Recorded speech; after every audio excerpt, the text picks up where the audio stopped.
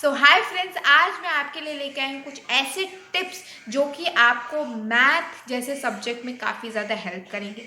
बहुत सारे बच्चों को ये बहुत ज़्यादा हार्ड लगती है मैथ कि मैथ में नंबर नहीं आ रहे हैं, मैथ में क्वेश्चन सॉल्व नहीं हो रहे हैं, मैथ्स में पता नहीं कहाँ से वर्ड प्रॉब्लम्स लेके आ जा रहे हैं। तो देखो, इसका बहुत ही सिंपल सा फंडा है। बहुत टीचर्स कहते हैं कि प्रैक्टिस करो, जितने क्वेश्चन लग सकते हैं उतने लगाओ। सिर्फ प्रैक्टिस करने से काम नहीं बनने वाला। मैं पर्सनली बात बता रही हूँ कि आप ऐसा नहीं है कि सिर्फ प्रैक्टिस करने से ही हर चीज़ हो जा रही है, नहीं। हाँ, प्रैक्टिस नहीं करोगे तो नंबर नहीं आने वाले, ये मैं पूरी तरीके से बता रही हूँ। पर प्रैक्टिस ही सिर्फ एक की पॉइंट नहीं है, आपको उसके साथ भी कुछ चीज़ें करनी पड़ेंगी। जैसे कि अगर आपको मैथ के बेसिक आपके स्ट्रॉन्ग नहीं है, जैसे आपको मल्टीप्लाई करने, आपका मल्टीप्लाई गलत हो जाता है, आपका ऐड या सब्ट्रैक्शन गलत हो जाता है, या आपका डिवाइड गलत हो जाता है, तो उस पर पहले काम करो। ठीक है, अगर आप 9th क्लास में भी हो या आप अभी 10th की स्टार्टिंग में ही आए हो, तो भी आप ये काम कर सकते हो। ठीक है, आप चाहो तो बहुत सारी वर्कशीट्स आपको सॉफ्ट कॉपी में भी मिल सकती हैं, आपके फ़ोन में आप डाउनलोड करो। जितनी देर आप फ़ोन चला रहे हो उतनी देर में तो आप 10 से 15 सम सॉल्व कर लो। ठीक है, जो कि आपकी प्रैक्टिस हो जाएगी। ठीक है, भले ही ये बहुत छोटी सी चीज़ है बट बहुत रेलेवेंट चीज़ है, क्योंकि जब आप पेपर लिख रहे होते हो तब आपके कैलकुलेशन गलत होने के चांसेस काफ़ी ज़्यादा बढ़ जाते हैं।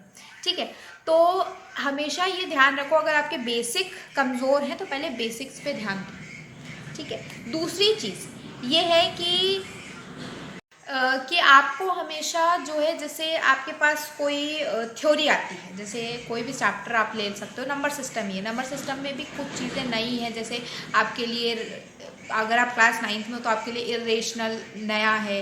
ठीक है, तो हमेशा ध्यान में रखो कि आप कोई नई चीज़ पढ़ रहे हो तो उसे ध्यान से पढ़ो। कभी भी मैथ की क्लास जब भी अटेंड करो, बहुत अटेंटिव होके अटेंड करा करो। ठीक है, और अगर आपको अपने टीचर से नहीं समझ में आ रहा, आपको स्कूल टीचर से नहीं समझ में आ रहा, तो आप किसी ऑनलाइन एजुकेटर को भी जो है क्या कहते हैं, अप्रोच कर सकते हो। आप किसी ऑनलाइन किसी प्लेटफॉर्म से पढ़ सकते हो, क्योंकि फ्री आपको बहुत लोग पढ़ाने वाले हैं।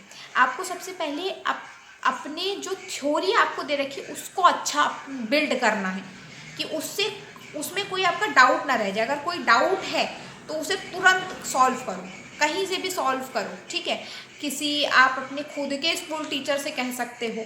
ठीक है, अगर आप स्कूल टीचर से नहीं कहना चाह रहे हो तो आप गूगल से पूछ सकते हो। गूगल में भी काफ़ी सारे क्वेश्चन आपको मिल जाते हैं।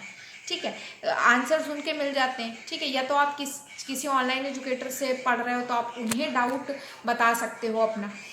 उसके बाद ये है कि आपको जो फॉर्मूलाज होते हैं आपकी, ठीक है, जैसे फॉर्मूला याद नहीं होते, याद कभी मत करना फॉर्मूला। ये मेरी बात हमेशा एकदम गार्ड मान लेना कि कभी भी मैथ्स में फॉर्मूला याद करने मत बैठना, क्योंकि मैं पर्सनली बता सकती हूँ कि फॉर्मूला याद करने से कभी याद नहीं होते। मुझे खुद नहीं याद होते फॉर्मूला, चाहे जितना मर्जी आपका टीचर कह दे कि मैंने आज ये 3 फॉर्मूले आपके पास लिख रखे हैं, आप इसको कल मुझे सुनाइएगा। ठीक है, तो देखना आपको याद नहीं रहेंगे और वो आपके लिए एक सरदर्दी बन जाएगी। हमेशा फॉर्मूले याद करने का सबसे बढ़िया ट्रिक ये है कि आप जैसे एकदम से तो याद नहीं हो रहे। ठीक है, आप स्टार्टिंग के 10-20 क्वेश्चनों तक अगर आप फॉर्मूला देख देख के भी लगाओ, पहले तो खुद सोचो फॉर्मूला, खुद याद आ जाता है तो बहुत बढ़िया बात है। ठीक है, नहीं याद आ रहा है तो देखो, क्वेश्चन लगाओ। ठीक है, क्वेश्चन बार बार जब आप वही सेम फॉर्मूला लिखोगे ना, तो आपको वो इमीडिएटली याद होगा। उससे आपके 2 काम हो जाएंगे, एक तो प्रैक्टिस हो जाएगी, क्वेश्चंस लग जाएंगे, और दूसरा आपको फॉर्मूला याद हो जाएगा। ये अब ऐसा नहीं है कि एक शीट पकड़ ली, उसमें 100 बार लिख दिया फॉर्मूले। ये सब टिम्मा नहीं करना, हमें स्मार्ट वर्क करना है, हमें हार्ड वर्क नहीं करना। ठीक है, मैथ्स में थोड़े बहुत स्मार्ट वर्क के ट्रिक्स लगाओगे तभी आपकी मैथ्स अच्छी हो सकती है। अगर आपकी मैथ्स बहुत ज़्यादा अच्छी है तो बहुत ही बढ़िया बात है, कोई दिक्कत नहीं है। लेकिन जैसे फॉर्मूला ये नहीं याद हो रहा है तो ये एक पन्ने पे 100 बार लिखने से अच्छा है आप उसी जगह 100 क्वेश्चन लगा लो, तो आपकी प्रैक्टिस की प्रैक्टिस हो जाएगी। आपको किस तरह क्वेश्चन आते हैं आपको ये पता चल जाएगा, और साथ ही साथ आपको फॉर्मूला भी याद हो जाएगा। ठीक है, इसके बाद आप हमेशा जब भी क्वेश्चन लगा रहे हो, ठीक है, कोई भी क्वेश्चन लगा रहे हो तो कोई भी क्वेश्चन की अगर आपकी कैलकुलेशन बहुत अच्छी है तो आप कैलकुलेशन वाला पार्ट छोड़ सकते हो, कोई दिक्कत नहीं। लेकिन अगर आपकी कैलकुलेशन ख़राब है, आपकी कैलकुलेशन आपको लगता है कि यार मेरी प्लस माइनस में गलती हो जाती है, मेरी मल्टीप्लिकेशन में गलती हो जाती है, तो हर एक क्वेश्चन का कैलकुलेशन करो, ठीक है। और रोज डेली आप ज़्यादा नहीं कर पा रहे हो, जैसे क्योंकि किसी स्कूल जा रहे हो, फिर किसी की कोचिंग लगी हो सकती है, तो हमेशा मैथ को कम से कम जो है क्या कहते हैं आधा घंटा तो दो, कहीं से तो स्टार्टिंग करो, है ना। और कभी भी बैकलॉग्स मत रखना मैथ में, ये हमेशा ध्यान रखना, क्योंकि अगर आप बैकलॉग्स रखोगे मैथ्स जैसे सब्जेक्ट में तो फिर आपको दिक्कत आएगी लास्ट में, क्योंकि लास्ट में प्रैक्टिस नहीं हो पाती। आप थ्योरी को रिवाइज कर सकते हो, थ्योरेटिकल जैसे सब्जेक्ट्स को आप याद कर सकते हो, पर मैथ जैसे सब्जेक्ट को आप नहीं कर सकते। उसे हमेशा स्टार्टिंग से करो, हमेशा। मैं तो कहती हूँ हर सब्जेक्ट को स्टार्टिंग से करना चाहिए, पर मैथ को तो ज़रूर से स्टार्टिंग से करना चाहिए। उसे कभी ऐसे, चाहे आप जितने प्रो हो मैथ में, फिर भी आप ऐसे मत छोड़ देना कि अरे नहीं हम तो लास्ट के 2 महीने में कर लेंगे, लास्ट के 3 महीने में कर लेंगे, ऐसा कभी नहीं होता, ठीक है। लास्ट के 2-3 महीने में कभी भी मैथ जैसा सब्जेक्ट तो कभी हो ही नहीं सकता, ठीक है। और जैसे आप कुछ ऐसे चैप्टर्स होते हैं जो आपको लगते हैं बहुत, अरे ये तो बहुत हलवा चैप्टर्स हैं, जैसे लीनियर इक्वेशन 2 वेरिएबल, बहुत बच्चों को बहुत ईजी लगता है, पर ग्राफ गलत कर दिया, मार्किंग गलत कर दी,